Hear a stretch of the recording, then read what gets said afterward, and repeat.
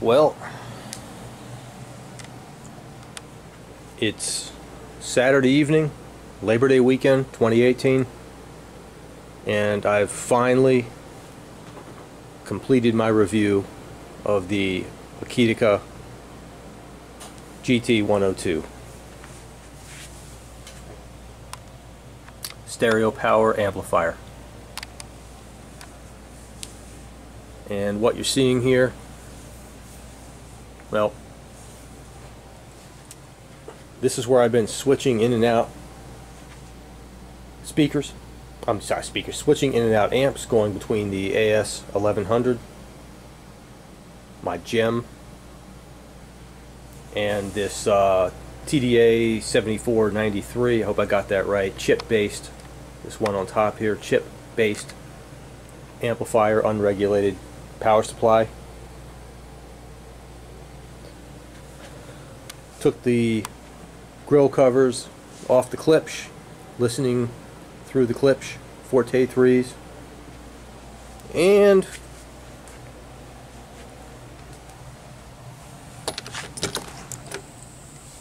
did a little bit of listening, well, quite a bit of listening out here in the evenings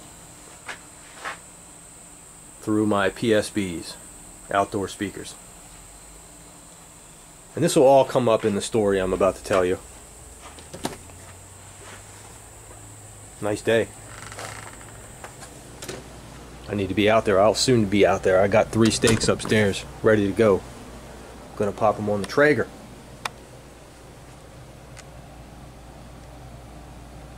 Three things I can't live without in life. My AS 1100.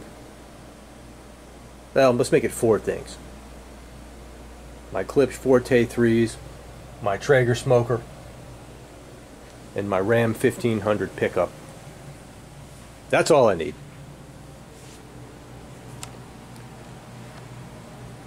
Remember how in The Jerk, the movie The Jerk, Steve Martin, all he needed was his thermos? Well, these are the things that I need. So, I'm doing something a little bit different this time, something I've never done before, and I'll probably never do again. I actually wrote a review. I compiled a ton of notes, a ton of scribble, and I actually laid down an hour of video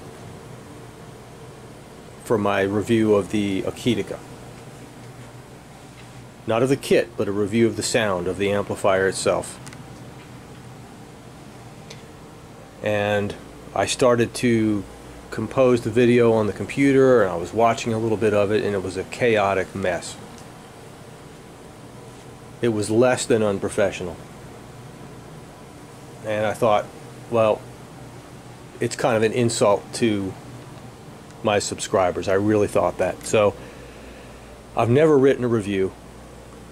Didn't know where to start, but I had my notes. I was transcribing my notes onto my PowerPoint the way I normally do, and in between the notes I just wrote them out as a story, a review, a journey through the review process. And since I wrote it, I'm going to read it to you, because this is a video. I didn't want to just project my review and have you read it. I'm going to read it to you. I might stop along the way here and there and add a few things. So for the rest of this video, I'm going to read to you my review, and I hope you find it helpful. And another reason I went ahead and wrote a review is because the Akitika was worth it. If it was a total piece of junk, and I'll tell you straight up, this thing on top of the Akitika is a total piece of junk, I wouldn't have wasted time. I would have laid it out in 5 minutes and said, okay, the kit was great, but the amp is junk, and it's not worth even talking about, and here's why, and see you later, and I'll move on to something else. But it was worth it. It's an interesting amp.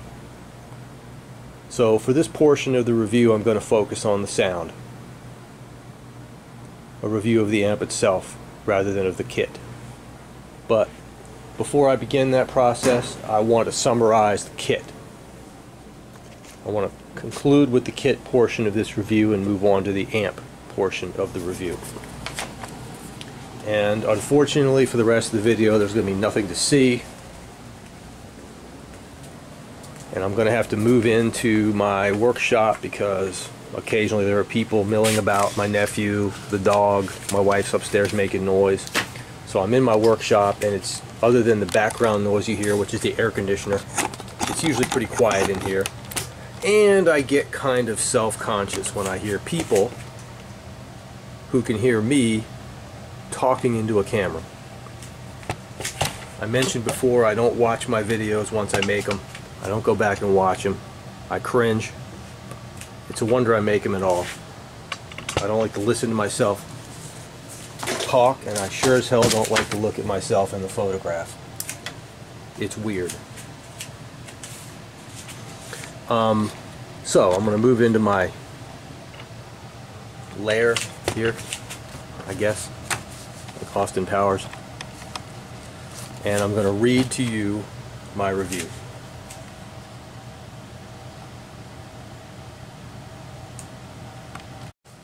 Alright, let's get going. So to summarize the kit,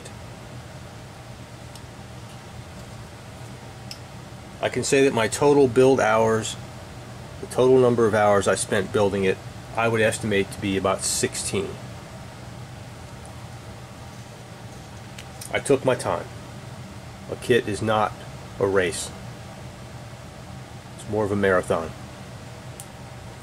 Not a sprint. All of the components were there, nothing was missing, no defects, the instructions were clear enough, the circuit board's well laid out, wiring well laid out, it was just excellent. The circuit design itself, and I went through those schematics pretty thoroughly, is professional and skilled, no doubt. It was enjoyable, it was fun, edifying, I learned something, and well worth it. Besides my minor troubleshooting blip, otherwise the amp worked perfectly, and I have a suspicion that that problem that I had on the circuit board is rare, perhaps unique. Overall value, above the asking price, a super value. This could be an $800 kit, and I wouldn't have known the difference. All of the components, all of the parts were commensurate with the price. Many of them were far better than would be expected at the price. Overall, 5 out of 5 stars, a slam dunk for the kit. Now, I'm going to move on to my review of the amp itself, of the sound, and as I mentioned before, I'm going to be reading to you what I wrote. It's the first review I've ever written. It was basically transcribing of my notes, but putting into more of a story form and adding a few things. And it took me a lot of time. This is Labor Day weekend, and I think, and don't laugh, but I think it took me about 4 hours to write this. Probably has a few typos in it, and I might fumble over those, but I just, for the exercise, I thought I'd try to write a review, and I'll tell you, it ain't easy. Respect to some of these reviewers. It's just, it's not easy. And it's just a little strange for me, and I'm not reading anything right now, but it's a little strange because when you actually write something that's personal, it reveals a lot about you. And I'm reading some of this stuff when I went back to proof it on my one proofread, and I'm going, wow, I don't know, it reveals a little bit about your personality, about your character, and it's just a little strange to, I don't know, I can't put my finger on it, but I felt a little weird about it. But I wrote it, and I'll probably never do this again, but it was something different. Here goes. And I may stop here and there. And by the way, I meant to say earlier, this is a bedtime story. So if you're not in bed, if you hadn't had your evening cocktail yet, or whatever it is, your cigarette, your cigar, you're not chilling out, now's not the time. Alright. My introduction to the Akitika GT-102 began by listening through my outdoor speakers. It was part of what I wanted to be the break-in period. My nephew and I sit on the back patio quite often in the evening after work for a couple of hours. We listen to music, throw the ball for the dog, occasionally light off a few fireworks, and discuss the day. As a well driller, he has some hilarious stories. I love hearing about the screw-ups. Those are the best. We listen to a variety of music from country to classic rock to 70s pop and disco, with the occasional ditty from Dee Antwoord such as Ugly Boy, Baby's on Fire, Pitbull, to a gem here and there from Sepultura such as Roots, Bloody Roots, and Ratamahata. Great video. All of our listening is via tablet computer, either Bluetooth linked to the TIAC NT503 playing YouTube, or via network using Spotify Premium. Most of our listening is at background level, but sometimes I'll crank it up. Case in point, if he accidentally touches Lounge Act by Nirvana, the outdoor speakers get stressed to their breaking point, and then I commence to throwing the patio chairs during the last 60 seconds of the song. Laugh, but this actually happened once.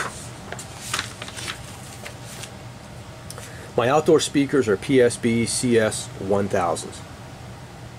They sound pretty good when driven by the Yamaha AS1100 and sourced by the TIAC, providing ample bass from the 6.5-inch woofer packaged in a vented enclosure, but a little soft on the top end, yet very accurate and uncolored. I inserted the Akitika into the system, driven by the preamp outputs of the AS1100, and with the Akitika driving the PSBs. During the day, I let the music stream through the speakers while I was upstairs working, for purposes of break-in. That evening, my nephew and I began our usual decoupling period on the back patio, he with a few beers, me with a glass of Chardonnay. We began discussing the day while streaming Spotify's Hot Country in the background. Nothing we hadn't done before. He loves a good country song. I'm not a country guy, but some of those songs I enjoy. I must admit I love Blake Shelton's I'll Name the Dogs and a few others. Having forgotten that the Akitika was in the loop, I must admit I didn't notice a difference. It was business as usual. I didn't notice anything out of sorts. We were listening to YouTube at this point, and YouTube remembers previous songs played, and often those songs arrive as the next suggested video. One such song, The Bee Gees, Night Fever. That film brings back fond memories of childhood. I cranked it up, and those PSBs rocked. That awesome funky bass riff, snappy snare, and the Gibb brothers. It sounded great. I mean great. It was loud too, but never congested. It had a punch. The vocals sounded amazing. I had forgotten, but then it occurred to me. It's not the AS1100 driving those speakers. It's the Akitika. We passed through about 20 more songs that evening before retiring, and never did I know that the AS1100's amp was out of the loop. One other song came up, Africa by Toto. We cranked that one up too, and damn did it sound good. I could happily live with the TIAC Akitika PSB combination as my outdoor system until, well, forever. I was wanting nothing more. We listened to the TIAC Akitika PSB combination for a few more evenings, and again, I was wanting nothing more. However, those PSBs in an outdoor environment are not the end-all and be-all of resolution. While it sounded great, It was not an analytical environment, and the PSBs are not an analytical instrument. It was time to move inside and listen to the Forte 3s. I began by switching over the speaker wires from the PSBs to the Forte 3s. The Forte 3s are bi-wired using MIT Terminator cables. Now, the system was sourced by the TIAC NT503, pre-amplified by the Yamaha AS1100, amplified by the Akitika GT-102, driving the bi-wired Klipsch Forte 3s. The TIAC was set to stream Spotify Premium at 44.1 kilohertz.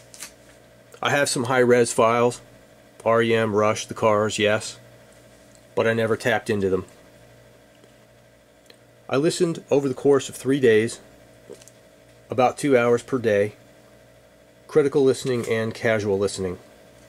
My taste in music is rock and alternative rock-ish. I love classic rock, 80s new wave, some 70s, 80s punk. I also love many lesser-known offbeat bands that experiment with melody, harmony, groove, and uncommon instruments. Stereolab and Pram come to mind, but there are so many others, you know, bands and songs you never play for your friends and family. I began my listening by song surfing, picking a song, then while listening, something else comes to mind, then something else. I did not have a set playlist. That's my favorite kind of listening, remembering a song you haven't heard in some time while listening to another song.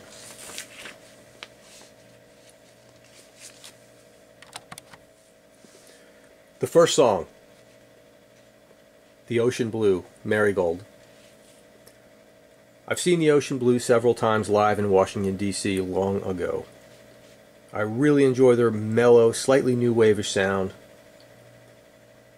And David Shelzel's vocals, very unique. Their first major album, The Ocean Blue, had me at the song Between Something and Nothing. I was hooked. I chose Marigold because I play that one on the drums. For some reason, I like the feel of the song, the bass line, the floating rhythm guitar, the melody. The first thing I noticed while listening was the bass. Tight, well-defined, had a bit of slam when turned up, but well-controlled. I'm not sure I could tell you whether I was listening to the AS1100 or not.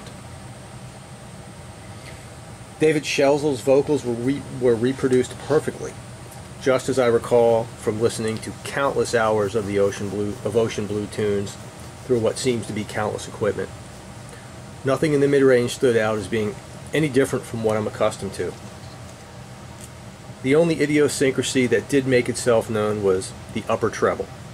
I have a passion for the drums. I play the drums. I listen intently to the drums. I'm extremely sensitive to snare and especially crash and ride cymbals and the hi-hat. While listening to Marigold, I noticed the hi-hat and ride cymbals didn't sound quite as crisp and forthright as they should. Not only do they seem a bit distant, a bit less resolved than they should, but also a bit skewed towards the tinny side. I would need to reintroduce the AS1100's amp to know what was really going on. The Police, Driven to Tears. Moving to The Police, Stuart Copeland's little known, let me repeat that. Moving on to the Police, Stuart Copeland's little three-piece band. Here, the drumming is magnificent and creatively inspiring, and the hi-hats are featured. If I could only have an ounce of Copeland's magic, really. Here, the musical transients were reproduced with lightning speed. The Forte 3s can reproduce lifelike transients better than any other speaker I've ever heard anywhere, anytime. The Akitika facilitated those transients with ease. The bass slam factor was there, in perfect proportion. Bass was well resolved and impactful. Sting's vocals were reproduced in perfect proportion. I've listened to the song a billion times through so much gear, and the vocals here were as good as I've heard them. No grit or grain, just right. Andy's guitar, the same. However, again, something wasn't quite right with the hi-hats and cymbals. Once again, the hi-hats and crash cymbals were reproduced with a coloration in a manner similar to Marigold, veiled, distant, ill-resolved, and lacking the detail and lifelike qualities that I'm accustomed to. The overall tonal balance seemed to be perfectly acceptable, but, and I couldn't quite put my finger on it, something was being smeared or hidden or veiled and slightly tinny. The Police, Bombs Away. Sticking with the albums in Yada Mandata, I moved on to another song that I really enjoy playing on the drums, Bombs Away. Again, bass slam, depth, and resolution were right on. The mid-range blended seamlessly with the mid-bass, not calling attention to itself in any way. The amp was tonally balanced for sure. But again, the hi-hats and cymbals, particularly Copeland's Ride, while coming through fine enough, was a tad dark and slightly less detailed than I recall, and again, a tad tinny. Saint Etienne, Good Night Jack. I love Sarah Cracknell's vocals. This is an oddball song, one that I have to be in the right mood to hear, but one that for some reason I love. This is a recording that can sound harsh in the vocals and unforgiving on some equipment, especially when the song transitions to the drum track with built-in intentional distortion. Clipping, I think. Good Night Jack came across as well balanced, musically satisfying, with no sense of coloration, very musical, never any harshness as I've heard in the past. It could have just as well been, I could have just as well been listening through the AS1100's amplifier. Saint Etienne, Dive. Sticking with the theme, I moved on to Saint Etienne's Dive. The song was reproduced with fantastic bass control, resolution, and slam, with a magnificent reproduction of female vocals. However, again, I sensed a slightly tinny and more distant reproduction of the hi-hat. The horn section, though, was realistic, lifelike, and warm. Pram, Bewitched. Here's an experimental band. Here's a band that can deconstruct melody. Here's a band that introduces uncommon instruments. And here's a band that can delve into chaos. Similar to Goodnight Jack, this tune can sound terrible on some equipment and become completely congested. However, played through the Akitika, it was very musical, with the complex, busy passages reproduced in a musically pleasing way and very well balanced. I enjoyed listening and didn't notice anything unpleasing. Nothing called attention to itself. Stereolab, Fuses. One of my favorite bands of all time. In my own words, an experimental, avant-garde band that will deconstruct melody and use uncommon instruments and experiment with unusual themes. Fuses is an unusual instrumental of sorts, and is my micro detail testing song. Tons of micro detail in the mids and treble. There are things going on in the background that just disappear in some systems. Overall, the song came through as balanced and musically satisfying. The Akitika could not retrieve the last level of micro detail in the treble that I'm accustomed to with the AS1100. However, the micro detail was there to the extent that nothing was lost. XTC, Generals and Majors. Moving right along, during Generals and Majors, Andy Partridge's vocals were reproduced as good as I recall through any of my other amps. Bass reproduction was great. Slam, well resolved, tight, not muddy. The dynamics were excellent, and overall the playback was musically satisfying. I turned this one way up, yet it never seemed strained or congested. It sounded great. Finally, the in-your-face hi-hat sounded just right, without any sense of tin that I had noticed previously. Go figure. Finally, Pink Floyd, Hey You. Hey You is my bass control depth and resolution test. The Akitika passed. Driving the Forte 3s, the bass was deep and impactful and well resolved.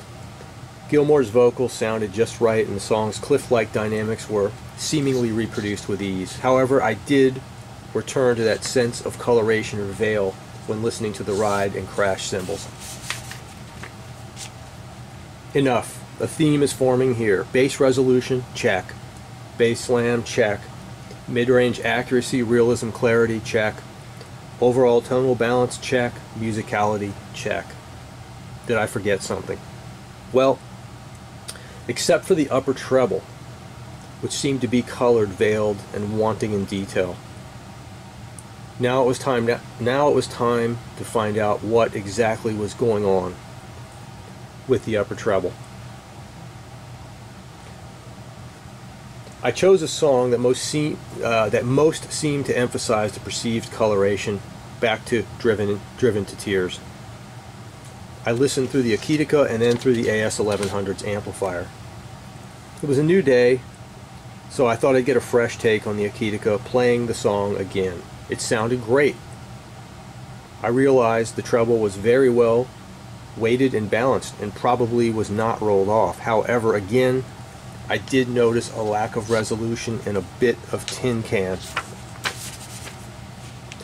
Switching to the AS1100, well, was like cleaning a filthy pair of glasses. Oh my God. I hadn't had the AS1100 in my system for more than a week, and oh how revealing it was. I listened to Driven to Tears, and rather than focusing on the treble, I just couldn't help to think to myself, this is the Stuart Copeland / Neil Peart / John Bonham of amplifiers, no matter what the price. I can never live without this amp ever. I need to purchase a couple extras so they last me till death. Perhaps I need to upgrade to the AS3000. Okay, this is not a review of the AS1100, and the AS1100 is a $2,500 amplifier, unless you purchase it from a shady eBay dealer without a warranty. Not exactly a fair comparison for the Akitika, however, this is my reference amp, and here's what it revealed. Stuart Copeland's hi-hats and cymbals were again there, just floating with super high-def resolution brilliance, with a velvety texture, I don't know how else to describe it, and crispness, perhaps bigger than life. Further, the AS1100 revealed a sense of space, black backgrounds, a sense of stereo separation, sound staging, I suppose, a third dimension, and oh, amazing dynamics. At one point, Andy's guitar solo just popped out as if I were wearing 3D glasses. All of this and more. I could go on, but I won't. I switched back and forth between the Akitika and the AS1100 for several more songs, including ones that I had not previously played. And here's what it told me about the Akitika, in comparison with the AS1100. Yes, indeed, the highest of the treble is being colored through the Akitika, and did lack resolution, but not in a horrendous way, perhaps not in a way that the average person would ever notice. But I noticed, and I think any audiophile without high-frequency hearing loss would notice. The Akitika is very well tonally balanced, and not in an offensive way.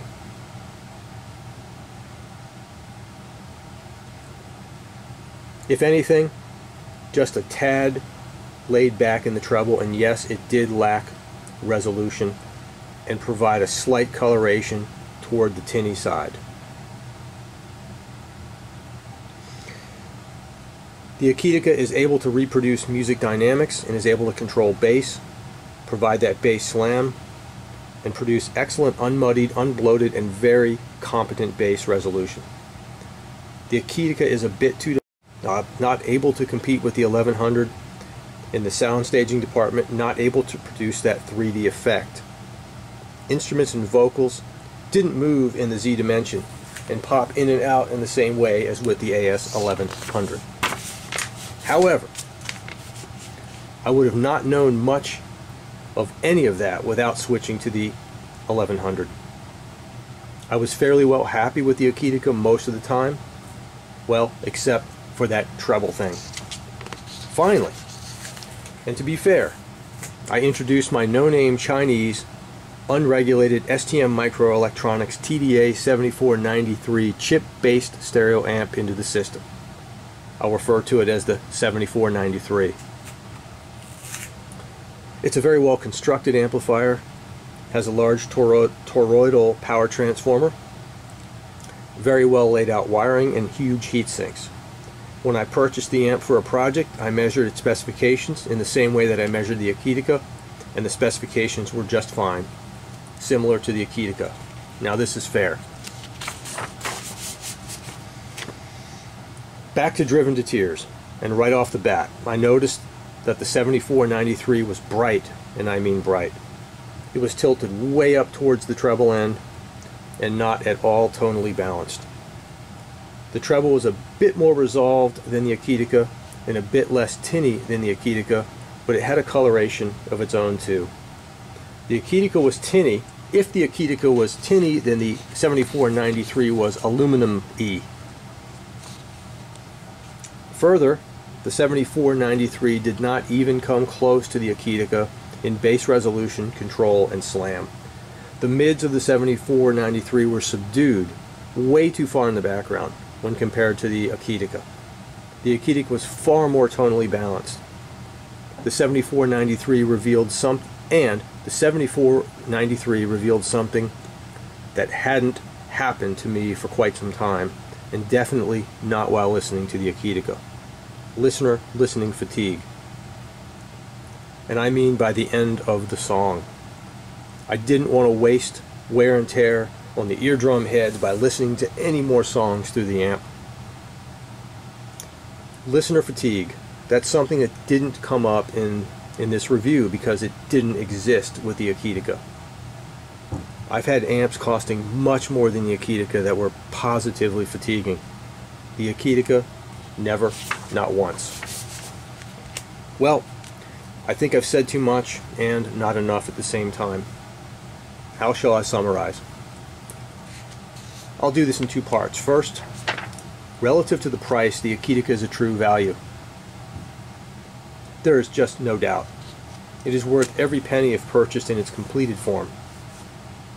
Having said it before, how many good, and the Akitika is good, stereo amplifiers can be had for $300? Not many. And none to my knowledge. Second,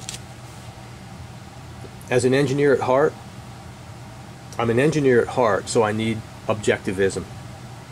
Well, I can't give you that because sound is very subjective. So let me give you objectivism wrapped in subjectivism. In the Akitika, you get, in no particular order, and relative to the AS1100, tonal balance, 95% of the AS1100. Bass slam, 90% of the AS1100. Bass resolution, 90% of the AS1100. Dynamics, 75% of the AS1100. Mid-range accuracy, warmness, and presence, 85% of the AS1100. Sound staging, 3D, qualities, depth, 50% of the AS1100. Treble accuracy, 60% of the AS1100. Treble resolution, 50% of the AS1100. Overall musicality and enjoyability, 75% of the AS1100. Sorry, I'm probably forgetting something here.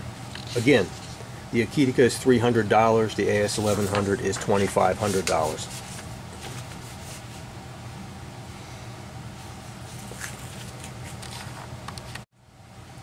Finally, as compared with the 7493 chip-based amp, well, the 7493 was unlistenable.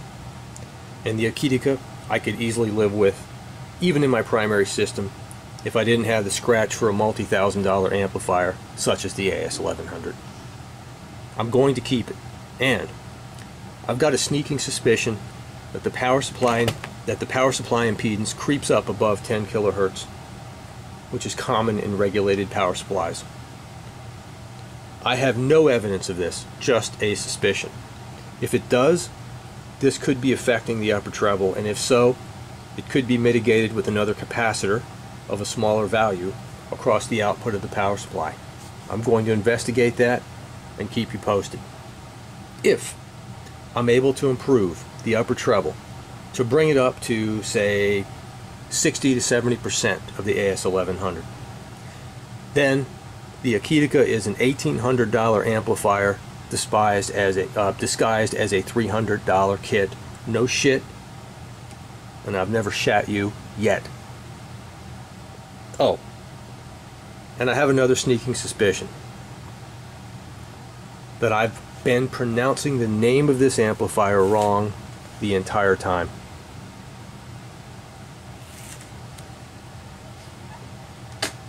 Ciao.